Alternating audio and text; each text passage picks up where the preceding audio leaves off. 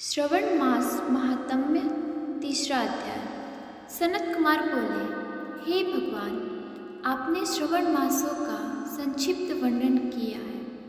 हे स्वामी, इससे हमारी तृप्ति नहीं हो रही है, अतः आप कृपा करके विस्तार से वर्णन करें, जिसे सुनकर हे सुरेश्वर मैं कृतकृत्य हो जाऊं। ईश्वर बोले, हे योगीश, जो बुद्धिमान नक्त व्रत के द्वारा श्रवण मास को व्यतीत करता है, वह 12 महीने में नक्त व्रत करने का फल का भागी होता है। नक्त व्रत में दिन की समाप्ति के पूर्व सन्यासियों के लिए एवं रात्रि में गृहस्थों के लिए भोजन का विधान है। उसमें सूर्यास्त के बाद की 3 घड़ियां को छोड़कर नक्त भोजन का समय होता है। सूर्य के अस्त होने के पश्चात 3 घड़ी संध्या काल होता है। संध्या वाला में आहार, मैथुन, निद्रा और चौथा स्वाध्याय, इन चारों कर्मों का त्याग कर देना चाहिए। गृहस्थ और यति के भेद से उनकी व्यवस्था के विषय में मुझसे सुनिए। सूर्य के मध्य पड़ जाने पर जब अपनी छाया अपने शरीर से दोगुनी हो जाए, उस समय के भोजन को यति के लिए नक्त भोजन कहा गया है। रात्रि भोजन उनके लिए नक्त भोजन नहीं होता है। तारों के दृष्टिगत होने पर विद्वानों ने गृहस्थ के लिए नक्त कहा है।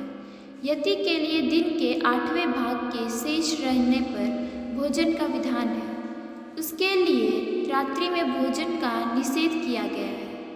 गृहस्थ को चाहिए कि वह विधि पूर्वक रात्रि में नक्त भोजन करे और यति, विधवा तथा विदुर व्यक्ति सूर्य के रहते नक्त व्रत करे। विदुर व्यक्ति यदि पुत्रवान हो तब उसे भी रात्रि में ही नक्त व्रत करना चाहिए।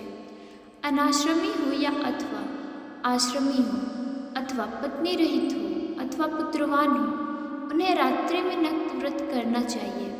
इस प्रकार बुद्धिमान मनुष्य को अपने अधिकार के अनुसार नक्त व्रत करना चाहिए। इस मास में नक्त व्रत करने वाला व्यक्ति परम गति प्राप्त करता है। मैं प्रातःकाल स्नान करूँगा, ब्रह्मचार्य व्रत का पालन करूँगा, नक्त भोजन करूँगा, पृथ्वी पर सोऊंगा और प्राणियों पर दया करूँगा।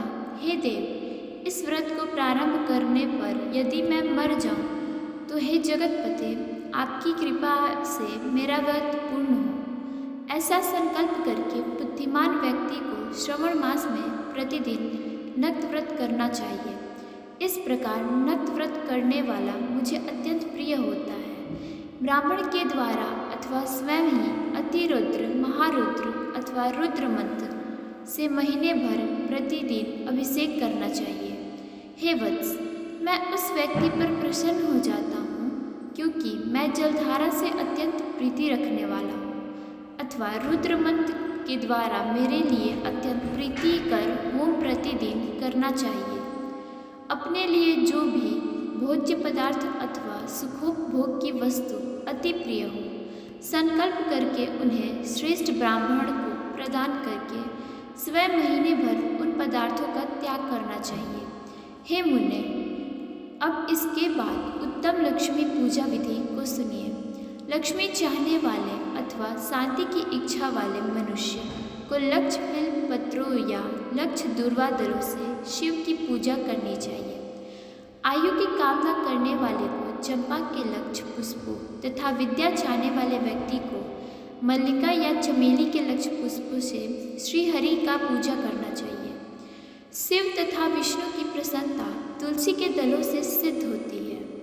पुत्र की कामना करने वाले को कटोरी के दलों से शिव तथा विष्णु का पूजन करना चाहिए। बुरे स्वप्न की शांति के लिए धान्य का पूजन करना प्रशस्त होता है।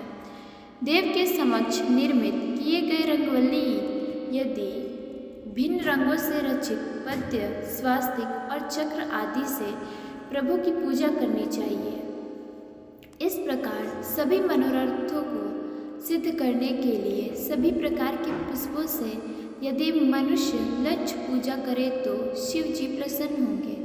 तत्पश्चात उद्यापन करना चाहिए, मंडप निर्माण करना चाहिए और मंडप के त्रिभाग परिणाम में वेदिका वेदिका बनानी चाहिए। तदनंतर पुण्य वाचन करके आचार्य का वर्णन करना चाहिए और उस मंडप में प्रविष्ट होकर गीत तथा वाद्य के शब्दों और तीव्र वेद ध्वनि से रात्रि में जागरण करना चाहिए। वेदिका के ऊपर उत्तम लिंग तो भद्र बनाना चाहिए और उसके बीच में चावलों से सुंदर कैलाश का निर्माण करना चाहिए। उसके ऊपर तांबे का अत्यंत चमकीला तथा पंच पल्लव युक्त कलश स्थापित करना चाहिए और उसे रेशमी वस्त्र से फष्टित कर देना चाहिए। उसके ऊपर पार्वती पति शिव की सुवर्णमय प्रतिमा स्थापित करनी चाहिए।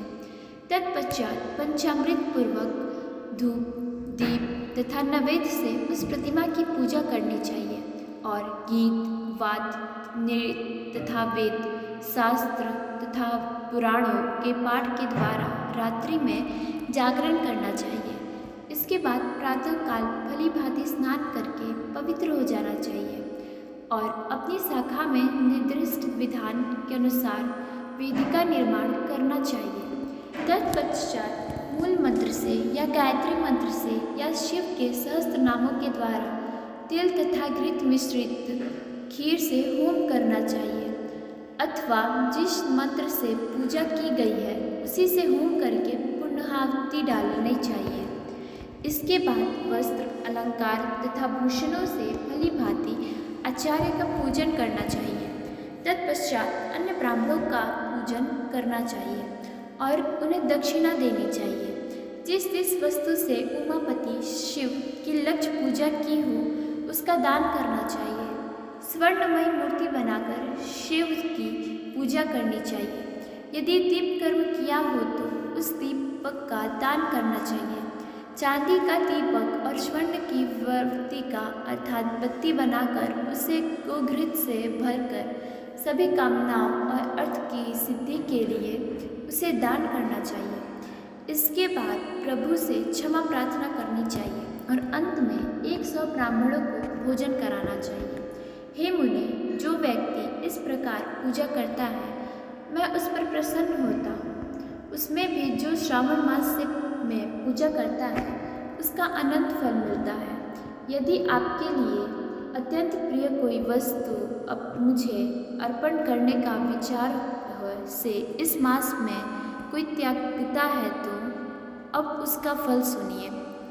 इस लोक में तथा परलोक में उसकी प्राप्ति लाख गुना अधिक होती है। सकाम करने से अभिलषित सिद्ध होती है और निष्काम करने से परम गति मिलती है। इस मास में रुद्राभिषेक करने वाला मनुष्य उसके पाठ की अक्षर संख्या से एक एक अक्षर के लिए करोड़ करोड़ वर्षों तक रुद्रलोक में प्रतिष्ठा प्राप्त करता है।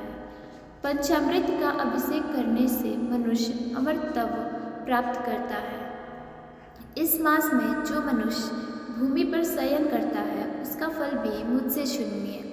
हे द्विज श्रेष्ठ, जो मनुष्य 9 प्रकार के रत्नों से जड़ी हुई सुंदर वस्त्र से आच्छादित बिछे हुए कोमल गद्दे से सुशोभित देश तकियों से युक्त रम्य स्त्रियों से विभूषित रत्न निर्मित दीपों से मंडित तथा अत्यंत मृदु और गरुडाकर प्रवल मणि निर्मित अथवा हाथी दांत की बनी हुई अथवा चंदन की बनी हुई उत्तम तथा शुभ शय्या प्राप्त करता है। इस मास में ब्रह्मचार्य का पालन करने से वीर्य की दृढ़ पुष्टि होती है।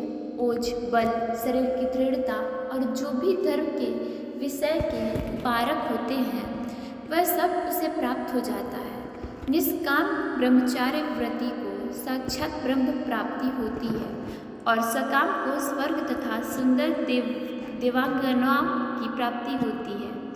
इस मास में दिन रात अथवा केवल दिन में अथवा भोजन के समय मौन व्रत धारण करने वाला भी महान व्यक्ति हो जाता है। व्रत के अंत में घटा और पुस्तक का दान करना चाहिए।